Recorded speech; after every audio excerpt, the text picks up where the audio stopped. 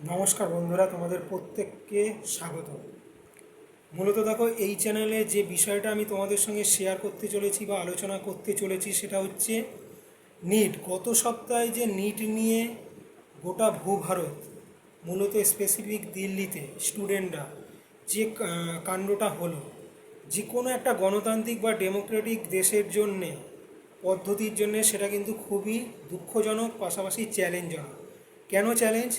কারণ বিষয়টা আর কিছুই নয়, কারণ একটা সুষ্ঠু গণতন্ত্র একটা দেশের উন্নতি এবং তার সার্বিক বিকাশের জন্য খুব গুরুত্বপূর্ণ। তা সেই নিট পারপাসে কিছু সংক্ষেপে বিষয়টা তোমাদের সঙ্গে আলোচনা করব, যে তার পরিপ্রেক্ষিতে ভারত সরকারের নতুন সার্থকতা অর্থাৎ নতুন পদ্ধতি তারা কি আনতে চলেছে, যে গোটা প্রসেসটা, যে কারেকশনটা ওর মধ্যে ঢুকে রয়েছে, সেটাকে তারা আটকাবে কি করে, রোধটা কি করে করবে, সেই পারপাসে যে আজকে সংসদে বিলটা নিয়ে এসছে, পুরোপুরিভাবে সেই বিষয়টা তোমাদের সঙ্গে একটু সংক্ষেপে ডিসকাস করব। চলো। যে আইনটা আজকে নিয়ে আসা হয়েছে সেটা হচ্ছে পাবলিক আনফেয়ার মিনস, অর্থাৎ পেপার লিক সংক্রান্ত বিষয়ে যে আইনটা অলরেডি 2024 সাল অবধি ছিল, তার কিছু শাস্তি ছিল, সব কিছু ছিল, যেটা এখন 2026 সালে অ্যামেন্ডমেন্ট হিসাবে নিয়ে এসে সংসদে কিন্তু সেটা প্রপারলি একটা সংস্কার করতে চলেছে।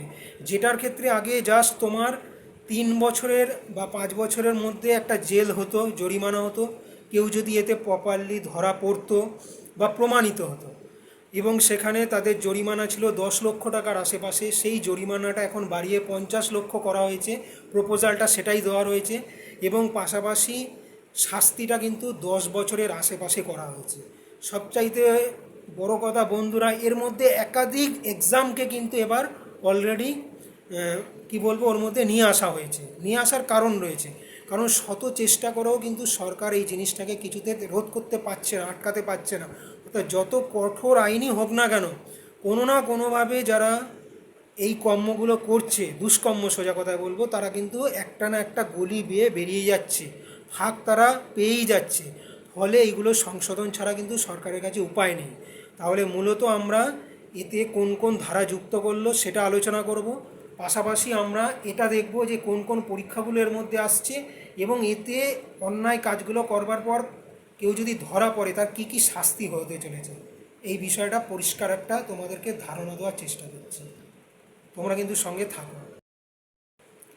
তোমরা জানো বন্ধুরা, যারা নিটের স্টুডেন্ট ছিল বেশিরভাগই যারা হবু ডাক্তার, ঠিক আছে, যেমন জয়েন্ট এন্ট্রান্স দিয়ে প্রপারলি ইঞ্জিনিয়ারিংয়ের স্টুডেন্টদের নেওয়া হয়ে যায় পুরোপুরিভাবে, নিটের মাধ্যমে ডাক্তারি পড়ুয়া গোটা ভারতবর্ষ থেকে বাছাই করা হয়। এটা হচ্ছে একটা কমন এন্ট্রান্স টেস্ট। এবার এই যে পরীক্ষাটা, এটা কিন্তু কে নিত? এনটিএ নিত। এনটিএ হচ্ছে ন্যাশনাল টেস্টিং এজেন্সি। এদের অলরেডি জানো যে টোটাল প্রায় 47 জনের ওপর অ্যাডমিনিস্ট্রেটরকে প্রপারলি নরেন্দ্র মোদী গভর্নমেন্ট কিন্তু প্রপারলি তাদেরকে সাসপেন্ড করেছে, এবং ডিপার্টমেন্ট থেকে তাদের নামে প্রপারলি এখন ইনকোয়ারি শুরু হয়ে গেছে, কারণ তারা সেই পদে বা চেয়ারে বসে সঠিক দায়িত্বটা পূরণ করতে পারেনি, এবং এটা অনেক উপযুক্ত পদক্ষেপ, এগুলো অনেক আগেই নেওয়া উচিত ছিল। তাহলে কিন্তু সিস্টেম বা পদ্ধতিতে এত আঙুল তুলতো না কেউ, পাশাপাশি জিনিসগুলো অনেক পরিষ্কার পরিচ্ছন্ন হতো। যে কারণে এডুকেশন মিনিস্টারকে চেঞ্জ করা হয়েছে, এবং তাকে অন্য জায়গায় দিয়ে, যে আগে মিনিস্ট্রি অফ মাইন্সে ছিল, পরে আইটিতে গিয়েছিল, সেই প্রহ্লাদ যোশীকে এডুকেশনের ডিপার্টমেন্টকে আপাতত দেখাশোনার জন্য দেওয়া হয়েছে, পার্মানেন্ট নয়। সেটা ভবিষ্যতে অন্য কেউ ওখানে মিনিস্ট্রিতে আসতেই পারে। এবার তোমাদের সঙ্গে যেটা শেয়ার করছি, যে এনটিএ তো নিত নিট পরীক্ষাটা, তার পাশাপাশি এখানে কোন কোন এক্সাম আসলো ভালো করে শোনো। এখানে প্রায় কোনো পরীক্ষাই আর বাকি রাখেনি। যত রকমের কম্পিটিটিভ এক্সাম আছে, সেটা আরআরবি হোক, রেল হোক, তোমার ইউপিএসসি হোক, পিসিএস মানে পাবলিক, যেটাকে বলা হয় যে পাবলিক সার্ভিস কমিশনের আওতায় পিসিএস, অর্থাৎ যেটা পুরোপুরিভাবে ইউপিএসসি প্লাস স্টেট প্রভিন্সিয়াল সার্ভিসের যে এক্সামগুলো হয় সেইগুলো। তার বাইরেও যদি সেন্ট্রাল গভর্নমেন্ট মনে করে যে কোনো পাবলিক, অর্থাৎ যেগুলো কম্পিটিটিভ এক্সাম আছে, তাকে কিন্তু এর মধ্যে এন্ট্রি নিতে করাতেই পারে। তা সেই পারপাসে কিন্তু এর মধ্যে কোনো রকম প্রশ্ন গাফিলতি, বাইরে মার্কেটে বেরিয়ে যাওয়া কোনো কিছু, তাহলে সেই অ্যাডমিনিস্ট্রেশন, সেই প্রশাসন, সেই লোক যারা যুক্ত থাকবে, সেটা ভেতরের লোকই হোক, মানে ইন্টারনাল হোক বা মনে করো এক্সটার্নাল, বাইরের বিষয় তো আছেই। তাদের জন্য কিন্তু এই কঠোর শাস্তির ব্যবধান কিন্তু রাখছে সরকার।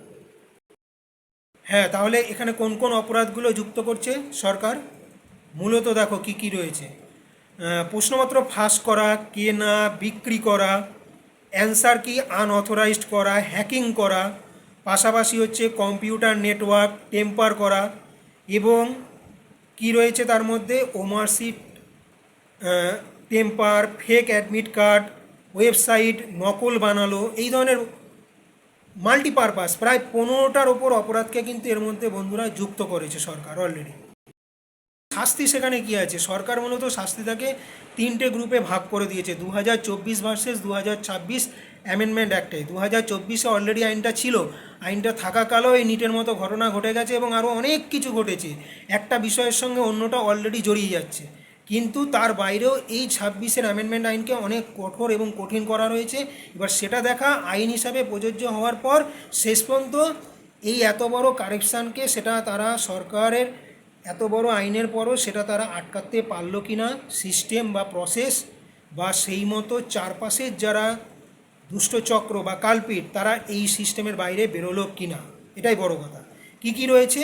মূলত একটা অর্গানাইজ র্যাকেট, তাদের জন্য একরকমের শাস্তি করা হয়েছে। একটা সার্ভিস প্রোভাইডার, তাদের জন্য একরকমের শাস্তি করা হয়েছে, এবং সিনিয়র ম্যানেজমেন্ট তাদের জন্য একরকমের শাস্তি করা হয়েছে।